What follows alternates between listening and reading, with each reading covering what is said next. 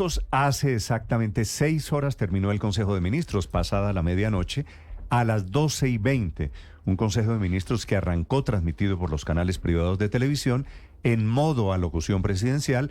A las 9 se convierte Consejo de Ministros.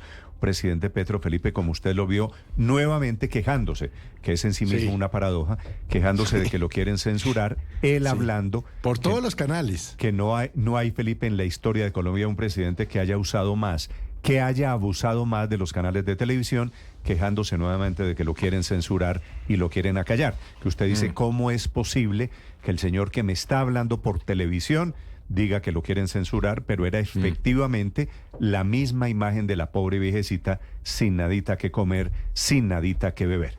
Y el presidente Petro intentando un balance de la situación de orden público, haciendo una increíble defensa del modelo de seguridad en Colombia, mostrando un gráfico, diciendo que Colombia es un país modelo de éxito ante el mundo, que quiere decir haciéndole un elogio a todos los gobiernos anteriores. Por ahí derecho para decir que en Colombia todo está bien y que no hay crisis, no hay caos en temas de seguridad en Colombia. Pero usted vio el gráfico sobre homicidios en los años 23 y 24, y dice, es que aquí bajaron los homicidios, pero el gráfico muestra lo contrario. Sí, Felipe, subieron un poquito efectivamente en los últimos 2 años. No. Bueno, yo anoche me sentí oyendo por allá una locución, no sé, en Suiza o en Dinamarca.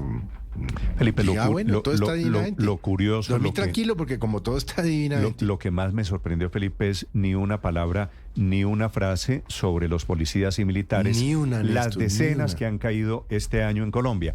Pero es el mismo presidente que firmó un decreto de conmoción interior por una crisis de inseguridad en el departamento de Norte de Santander, como si no hubiese otra en el suroccidente de Colombia, en donde a mañana, tarde y noche actúan disidentes de las FARC, y el ELN, que ejerce control territorial en el Catatumbo o en Chocó, o el Clan del Golfo, que manda en Antioquia, razón por la cual el gobernador de Antioquia le está pidiendo al gobierno que militarice 4 subregiones. Es decir, lo de ayer en muchos sentidos fue una gran paradoja del presidente Petro hablando sobre temas de Néstor, seguridad. Fíjese que el presidente Petro ya como alcalde de Bogotá había tenido una posición similar, y es que el presidente Petro considera que esto que está ocurriendo es producto de los medios de comunicación. Dice que la prensa miente, dice que la prensa magnifica unos hechos, pero que las cifras le dan la razón en cuanto a disminución de criminalidad en el país. Le digo que eso ya había ocurrido porque cuando en Bogotá, siendo el alcalde, se revelaban y mostraban los hechos de violencia, él hablaba en ese momento más de percepción que de realidad, y culpaba a los medios realmente de querer magnificar noticias en torno a la violencia. En este caso también llama la atención, Néstor, que puede que no sean tan similares las cifras del Ministerio de Defensa con las cifras de medicina legal en torno a muertes violentas en Colombia. Ahora, de los muchos que no hay que dejar de lado. De los muchos indicadores que hay sobre violencia, el presidente Petro solo mostró que es la cifra de homicidios. Se concentró en el de violencia homicida, sí, que suele ser, digamos, el indicador más fiable, porque los muertos se pueden contar y es relativamente fiable el resultado, pero como dice Ricardo, desde hace ya algunos años, un par de años quizá, hay una diferencia sustancial entre el Ministerio de Defensa, pues las autoridades de la fuerza pública y medicina legal. Realmente las cifras que hay que considerar, que hay que tener en cuenta, son las de medicina legal, porque es la que hace más rigurosamente su trabajo, además lo hace independientemente del gobierno, y en fin. Y es cierto que la cifra de homicidios no ha crecido muy considerablemente últimamente, pero también es cierto que en cambio los otros índices de criminalidad, por ejemplo el secuestro y la extorsión, para solo mencionar 2, pues sí, evidentemente se han disparado durante lo que va del periodo de gobierno del presidente Petro. Claro, y la cifra de homicidios, esta por lo menos la actual, no incluye a los militares y policías que están cayendo por cuenta de este desorden público. Lo que dijo el presidente, de todas formas, es interesante porque es la mirada del gobierno a los problemas de inseguridad, que por otro lado ha sido uno de los temas débiles, por supuesto, en 3 años del gobierno nacional. 6:25 minutos, Caterina Ávila. Néstor, buenos días. Mientras 2 soldados eran asesinados en medio de combates entre el ejército y el Clan del Golfo en límites entre Buenavista y Pueblo Nuevo, Córdoba, desde Bogotá, el presidente Gustavo Petro negaba un caos de seguridad en el país. Nosotros no hemos aumentado la tasa de homicidios. No me gusta, pero hemos quedado en los niveles en que los dejó Duque. Hay una leve tendencia a disminuir, pero es muy leve para sentirnos victoriosos. No hay un caos de violencia en este gobierno, esa es mentira política, mediática. Simplemente no hemos podido bajar los niveles de Duque.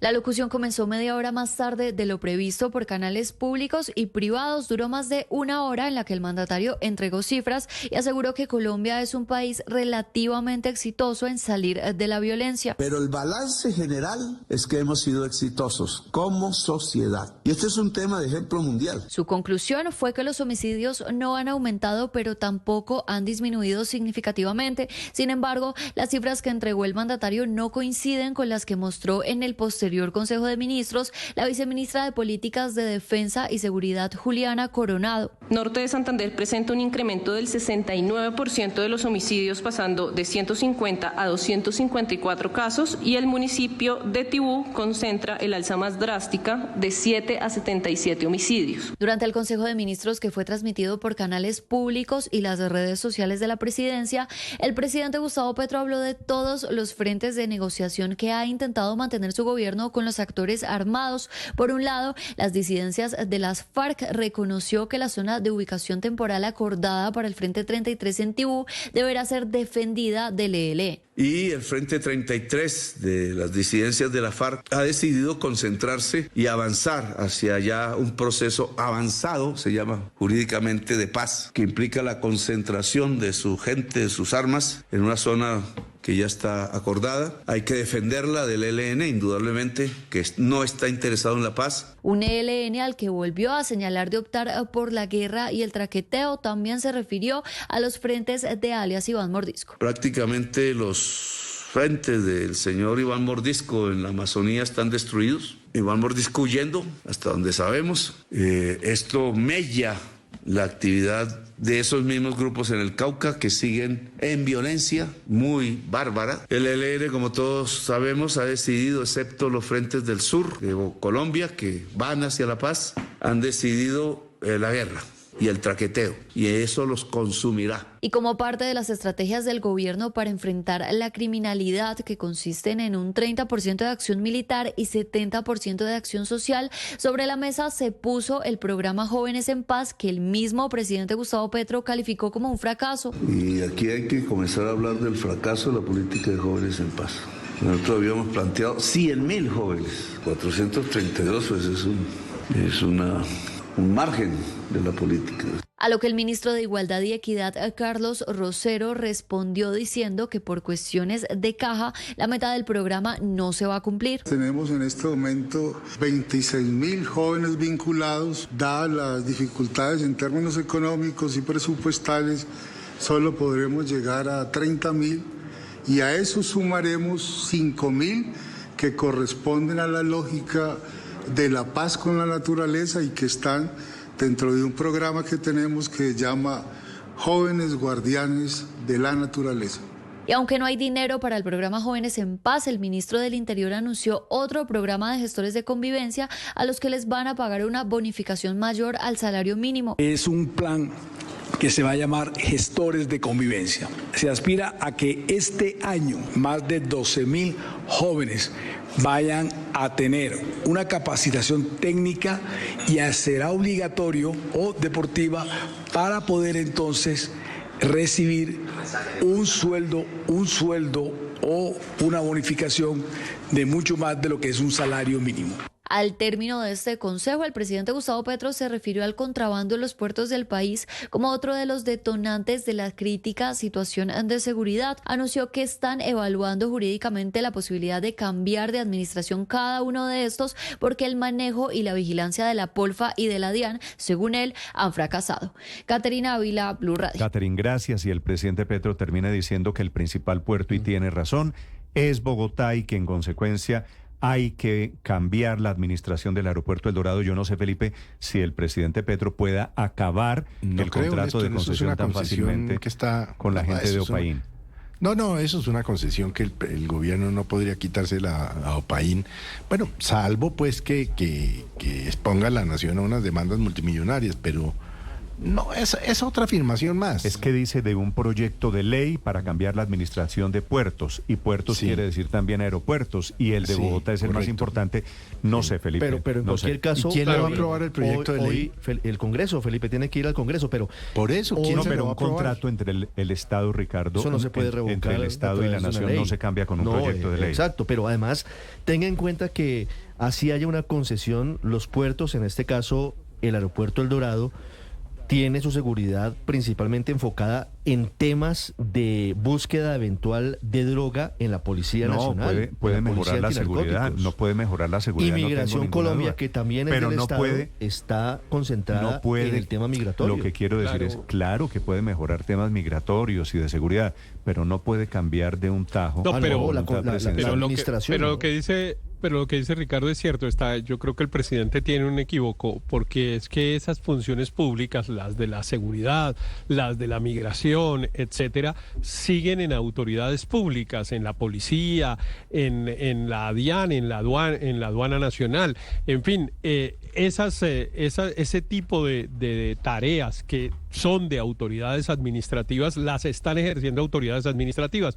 Yo me atrevería a decir que el manejo de los puertos, la administración de los puertos que está concesionada en la administración logística, que es la que permite utilizar las plataformas, pues bien sea aeroportuarias o portuarias, y cobrar por ello, cobrar porque llegue un barco, cobrar por el desembarco de la mercancía, en fin.